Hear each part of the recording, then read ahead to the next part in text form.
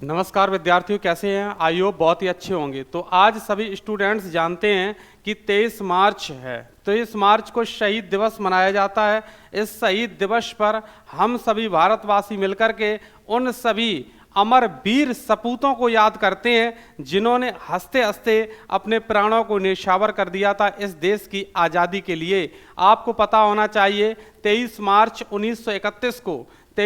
1931 को लाहौर के central jail में जब इन 3 वीर सपूतों को फांसी की सजा सुनाई गई थी तो इन्होंने हंसते हंसते अपने प्राणों को एकदम से त्याग दिया था। उसमें से भगत सिंह, सुखदेव और राजगुरु शामिल थे। अब देखिएगा, इन लोगों का एक ही कहना था, मुझे भले ही फांसी हो जाए लेकिन आने वाली पीढ़ी चैन से सो सकेगी और चैन से घूम सकेगी और मुझे सिर्फ आज़ादी आज़ादी आज़ादी चाहिए।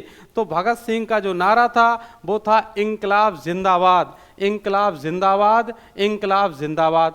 इस नारे को वो लेते रहे और अपने प्राणों की बलि उन्होंने दे दी। अगर हम बात करें अमर सपूत भगत सिंह के बारे में तो इनका एक डायलॉग भी था। क्या इनका डायलॉग था? वे कहते थे, मुझे मार सकते हो, मेरे विचारों को नहीं मार सकते हो। मतलब अंग्रेजों से कहते थे कि मुझे मार सकते हो लेकिन मेरे विचारों को नहीं मार सकते हो। ठीक है, जब ये लोग इतना सोचते थे देश के लिए तो आप भी क्यों नहीं देश के लिए सोच सकते हो? असली क्रांतिकारी किसे कहते हैं, असली देशभक्त किसे कहते हैं? आइए उस पर भी देखो हम विचार अपने प्रस्तुत करते हैं। देशभक्ति का मतलब ये है देश के प्रति समर्पित हो जाना। वैसे इसका शाब्दिक अर्थ तो ये है, लेकिन मेरे हिसाब से अगर हम बात करें, अपने आप जिस कार्य को कर रहे हो उस कार्य को पूर्ण तन्मयता के साथ किया जाए उसे असली देशभक्ति कहते हैं। जैसे मान लीजिएगा आप पढ़ाई कर रहे हो तो पढ़ाई का कार्य पूर्ण तन्मयता के साथ करें। अगर मैं पढ़ा रहा हूं तो पढ़ाने के लिए 100% अपने एफर्ट्स आपको दें, तो वही असली देशभक्त है। मतलब अपने कार्य को सही और उचित ढंग से और निश्चित समय में और अच्छे तरीके से करना। ठीक है, तो आज का दिन हम लोगों को याद दिलाता है अमर सपूतों को। ठीक है, तो इनका भगत सिंह के जन्म की बात करें तो 28 सितंबर 1907 को हुआ था। स्थान कौन सा था? लायलपुर के बंगा गांव में, जो कि आज पंजाब में पड़ रहा है और पंजाब ये पाकिस्तान में आज वर्तमान समय में है। पिता का नाम सरदार किशन जी था, इनकी माता का नाम विद्यावती था। जब इनकी माता इनसे मिलती हैं, इनको फांसी की सजा शाम को 7:30 बजे हुई थी, इससे पहले वो मिली और ये उनकी माता रोने लगीं।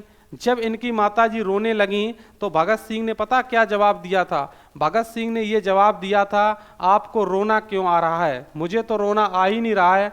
तो इनकी माता ने सिर्फ ये जवाब दिया कि मुझे भगत सिंह जैसे ऐसे 100 क्रांतिकारी चाहिए थे जो हंसते हंसते फांसी के फंदे पर चढ़ जाएं।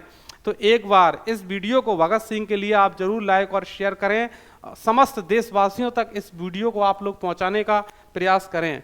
ठीक, अगर हम बात करें सुखदेव भी अमर क्रांतिकारी के रूप में भगत सिंह से कंधा मिलाकर के चला करते थे और इनकी सभी बातों पर विशेष ध्यान दिया करते थे।